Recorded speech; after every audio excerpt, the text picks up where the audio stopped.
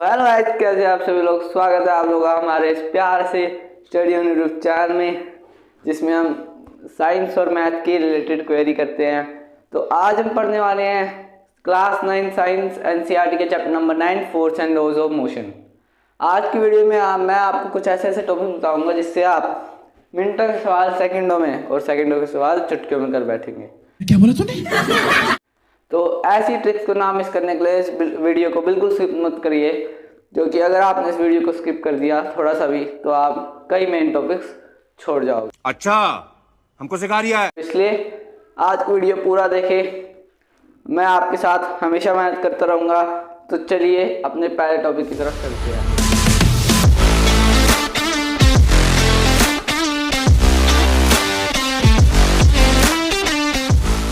तो हमारा पहला टॉपिक है फोर्स। फोर्स तुमने 8th क्लास में पढ़ के आए होंगे।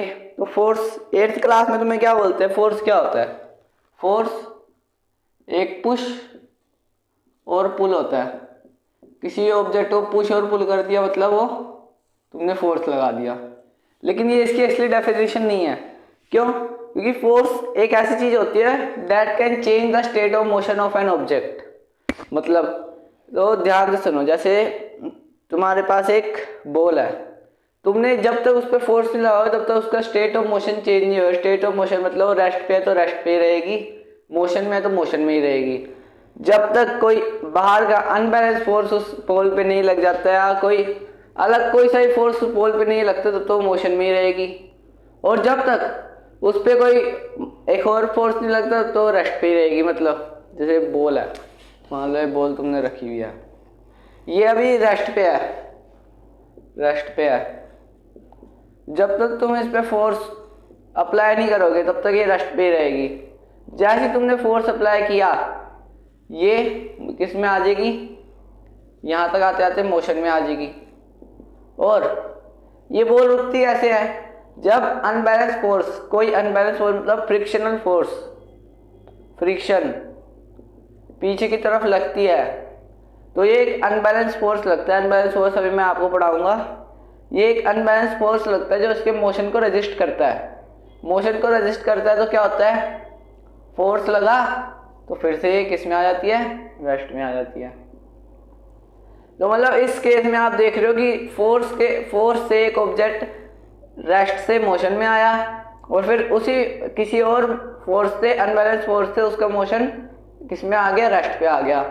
तो फोर्स एक ऐसी चीज है जो किसी भी ऑब्जेक्ट का स्टेट ऑफ मोशन बदल सकती है। मैंने बोला ये वीडियो बिल्कुल स्किप करके ना देखें। ऐसे ऐसे टॉपिक बताऊंगा आपको, इससे भी मजेदार, जिससे आपको ये चैप्टर बिल्कुल मास्टर कर लोगे और आपको जो सा भी क्वेश्चन आएगा वो कर बैठोगे। तो अब देखो, अब हमने देख लिया कि force state of motion change करता है। तो अब बारी आती है दो टाइप के फोर्स के बारे में। ये होता है, चलो अगली उसमें बढ़ते हैं। तो अब बारी आती है दो तरह के फोर्स के बारे में पढ़ने में। एक होता है बैलेंस फोर्स हमारा, एक होता है अनबैलेंस फोर्स। बैलेंस फोर्स क्या होता है, देखो तुमने कई बार देखा होगा, अगर तुम ये छोटे से यहाँ खड़े हो, तुमने अपने घर की दीवार जो है, अपने घर की दीवार में एक फोर्स एक्सर्ट करा, तो अभी तुमने फोर्स की डेफिनेशन पढ़ी ना कि फोर्स जो है वो तभी होता है जब किसी ऑब्जेक्ट का स्टेट ऑफ मोशन बदले, है ना। तो अगर तुमने दीवार पे फोर्स अप्लाई करा और दीवार का स्टेट ऑफ मोशन नहीं बदला तो मतलब तुमने फोर्स अप्लाई नहीं करा, है ना। तुम ये भी कह सकते हो। लेकिन नहीं भाई, तुमने फोर्स अप्लाई किया है, लेकिन वो फोर्स बैलेंस फोर्स में आ जाएगा। क्यों, अभी बताता हूँ।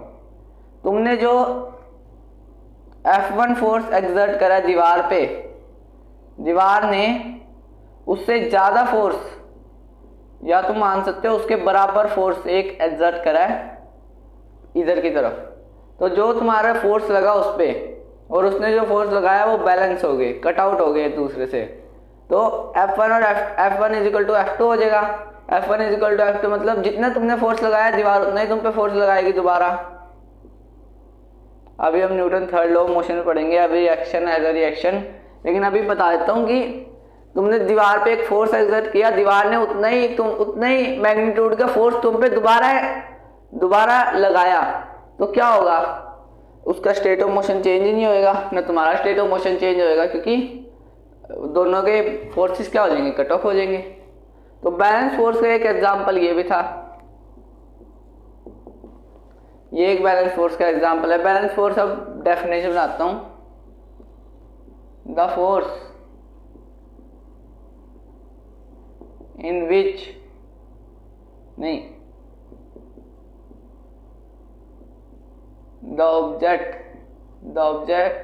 the force in which the object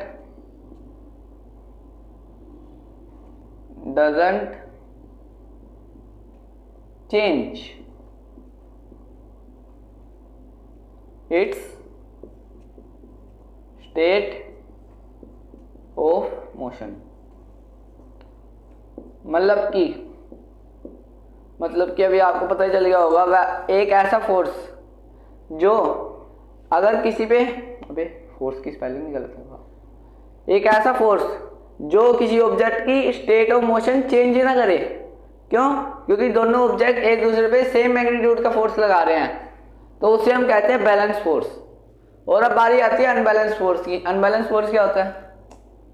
मान लो तुम खड़े हो,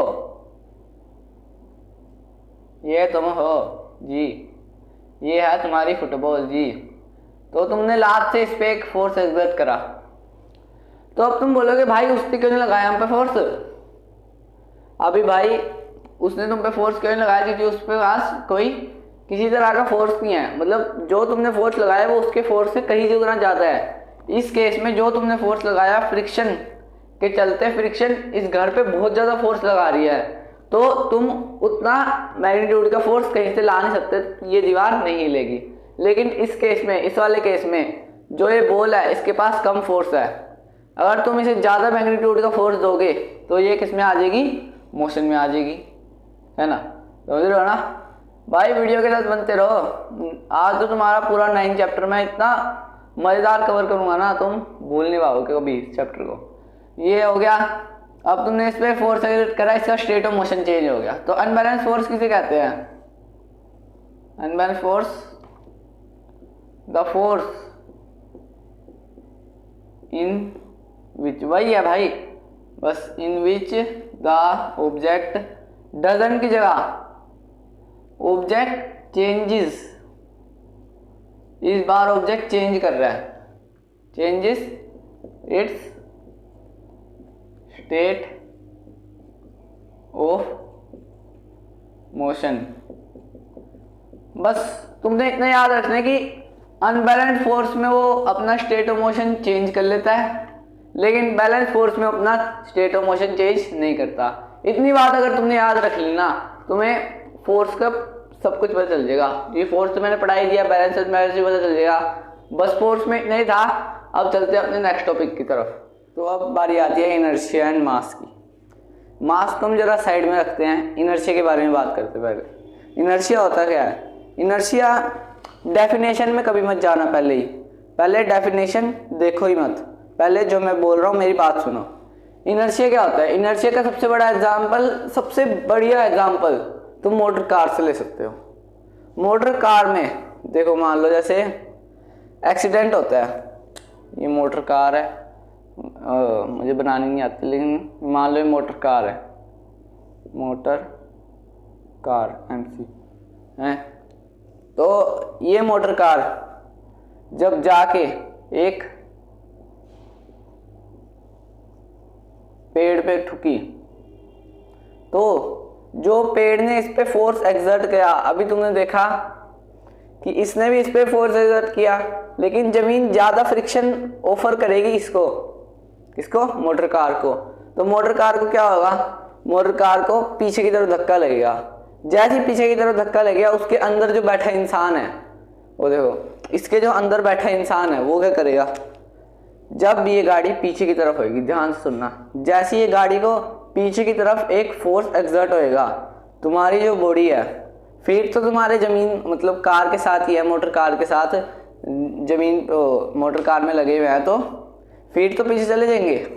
लेकिन जो तुम्हारी अपर बॉडी है, जो अपर बॉडी है ना, वो उस फोर्स को वो करेगी, क्या करेगी, रेजिस्ट करेगी, उसे कहते हैं हम इनर्शिया। जैसी तुम्हारी अपर बॉडी जो है, जो जिसमें तुम्हारे पेट से लेके सर तक जो भी तुम्हारी अपर बॉडी है, जैसे तुम ऐसे बैठे रहते हो ना, ऐसे करके, यहाँ तुम्हारी दोनों टांगे, ये तुम्हारे दोनों हाथ स्टीयरिंग में, तो जो भी तुम्हारा यहाँ से लेके यहाँ तक है, ये तो इन कॉन्टैक्ट है मोटर कार के साथ। लेकिन ये जो अपर पोर्शन है तुम्हारा, ये कार के साथ कॉन्टैक्ट में नहीं है। तो कॉन्टैक्ट में नहीं है तो क्या होगा, ये इसका इनर्शिया बोलेगा ना भाई मुझे तो पीछे नहीं जाना, है ना। तो ये क्या होएगी, तुम्हारी अपर बॉडी जो है वो सीधा आगे की तरफ जाएगी, आगे की तरफ जाएगी तो स्टीयरिंग में ठुकेगी और फिर खत्म।